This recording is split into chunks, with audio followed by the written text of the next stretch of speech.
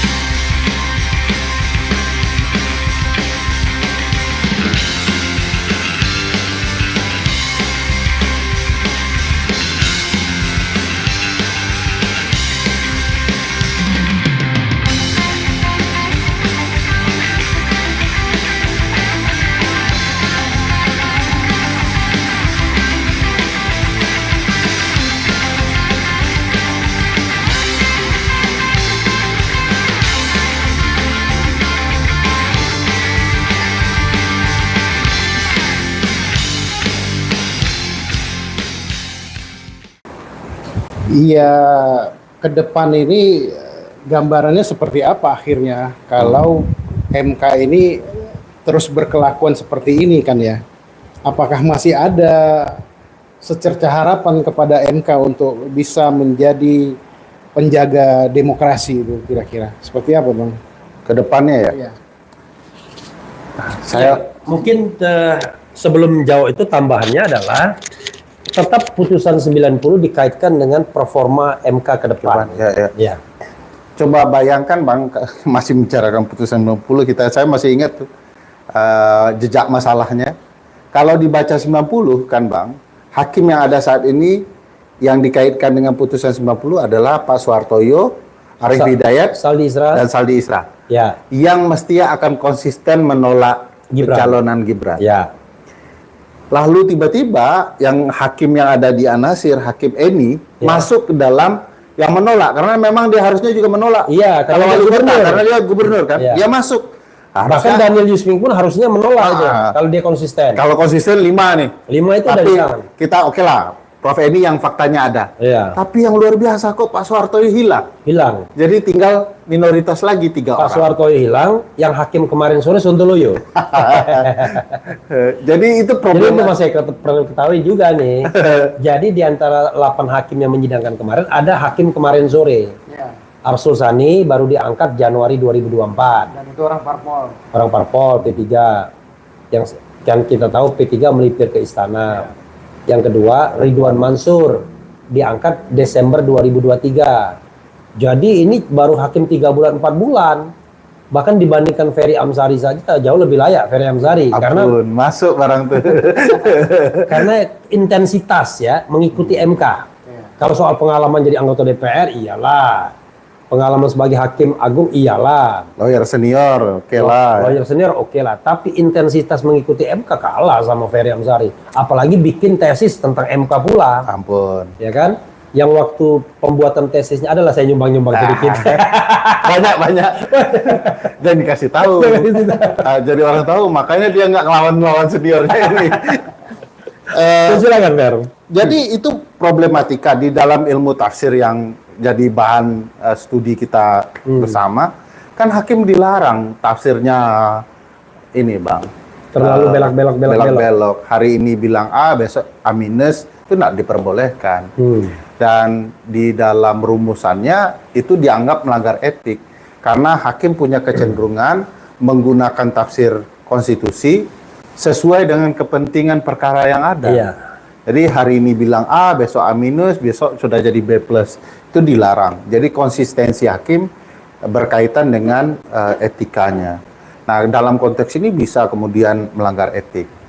Nah, putusan ini juga, ini putusan 1 dan 2 ya, Ya. itu punya imbas luar biasa untuk penanganan perkara di MK. Karena hari ini, kita sempat diskusi itu juga kan Ya. Pak, hari ini per putusan itu, setelah putusan itu, orang sudah mulai punya pikiran gini Pak Eko, kalau mau curang di dalam pemilu, sebaik-baiknya curang habis-habisan. Karena dengan curang yang serius, jarak antara suara kemenangan Saya lihat dengan yang Anda kalah. mulai berkeringat. Romantis sekali ya. Makasih Babang. Oke. Teruskan. Ya, jadi ada problematika yang akan luar biasa di proses penegakan hukum kepemiluan kita. Orang akan berbuat curang separah-parahnya, sehingga jaraknya jauh dan tidak bisa ditelusuri oleh MK kecurangan itu, karena MK akan pakai alasan tidak cukup waktu kan gitu ya.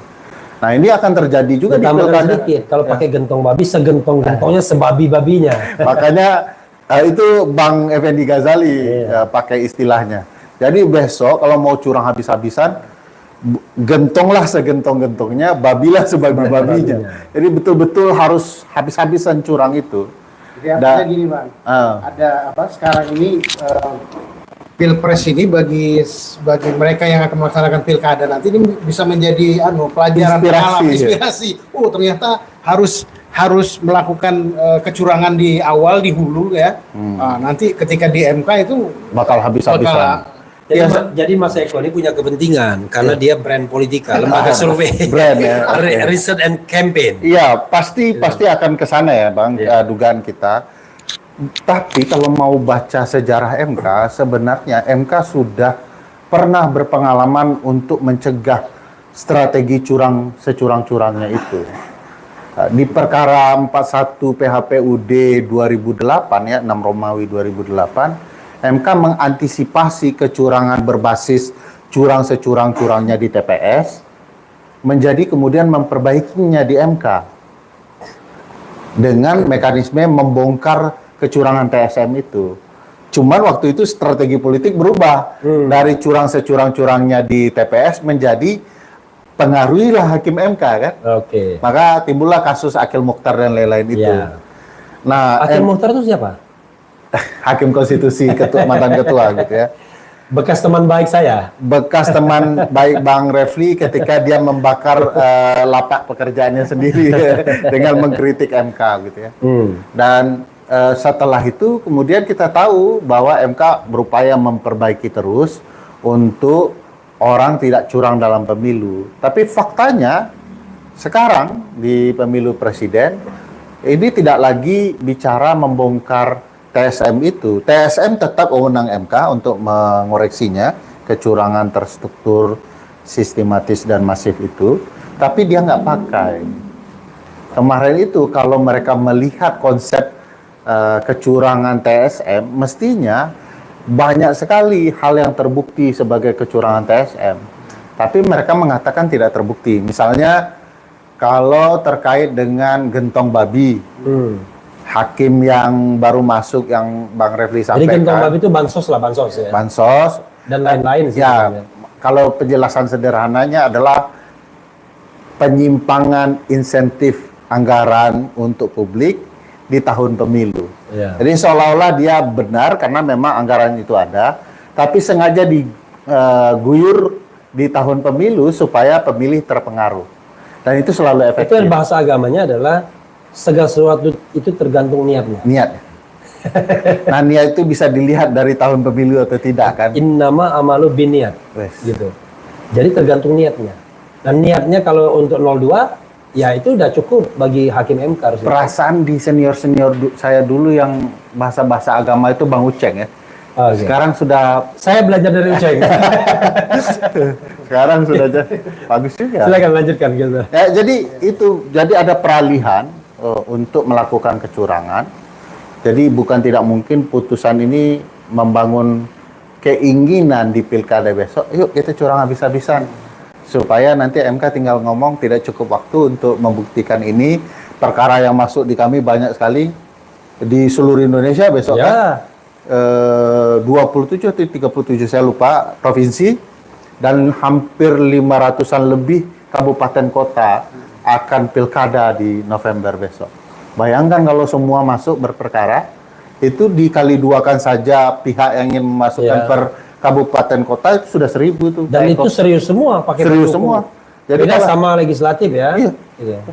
Jadi kalau mereka mau mengatakan, wah kami tidak ada cukup waktu, artinya substansi tidak diperiksa dan tidak didalami. Jadi memang akan potensial nih pekerjaan tambahan juga untuk Bang Refli untuk memikirkan apa yang harus dilakukan untuk melawan skenario curang securang-curang ini, babi Oke. sebabi-babinya ini. Ya. Mas Eko ada lagi yang mau ditanyakan Mas Eko. Kalau nggak ada saya mau melanjutkan.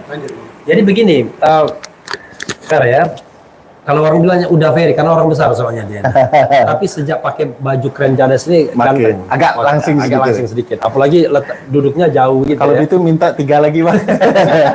Dia mau nggak yang ukuran M?